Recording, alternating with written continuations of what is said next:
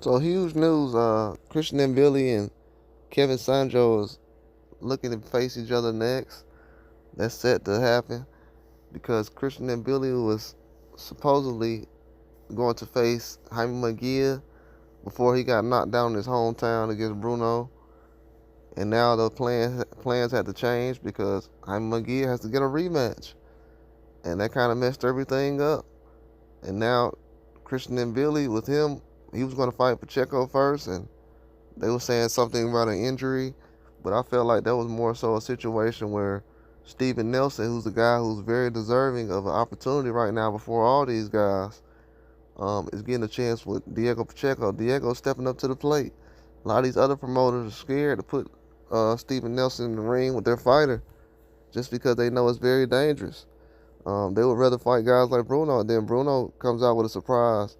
But Kevin Sanjo, he's done a good job. Over the weekend, he had a fourth round knockout over Diego Chavez, and we know that Christian and Billy went the distance with Sergey Derevyanchenko recently. That was a struggle for him. It was a tough fight. Derevyanchenko is a guy who's tough. He's one of the best Ukrainian fighters you can find. A lot of people's trying to turn him into a journeyman, but he's definitely not a journeyman.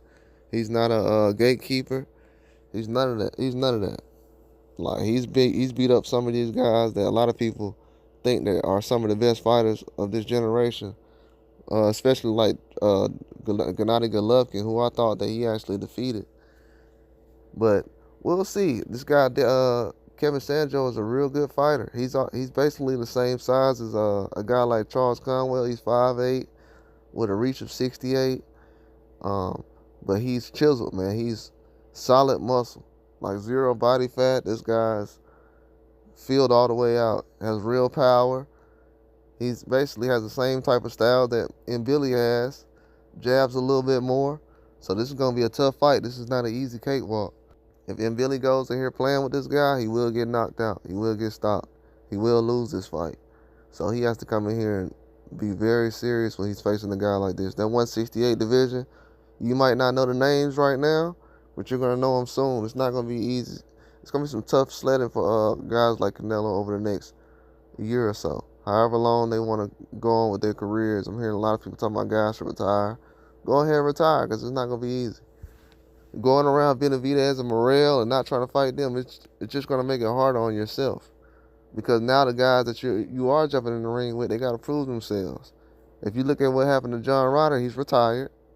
Look at Avni Yildirim. He retired for a long time and then came out of hiding recently this year after taking like 2 or 3 years off. That Canelo payday, a lot of these guys can't handle it, and it kind of backfires on them. A lot of fans don't understand that. It's not easy to also do that, but with Christian and Billy, he has to be able to bounce back with a tougher, better performance than he did against Derevyanchenko. I know a lot of people say he was injured. Derevyanchenko was injured as well. If he doesn't come out of this fight on top, it will be a major setback. But he'll be able to still keep things going. It's only one loss, but at the same time, it's not going to get any easier. This weight class is loaded from top to bottom.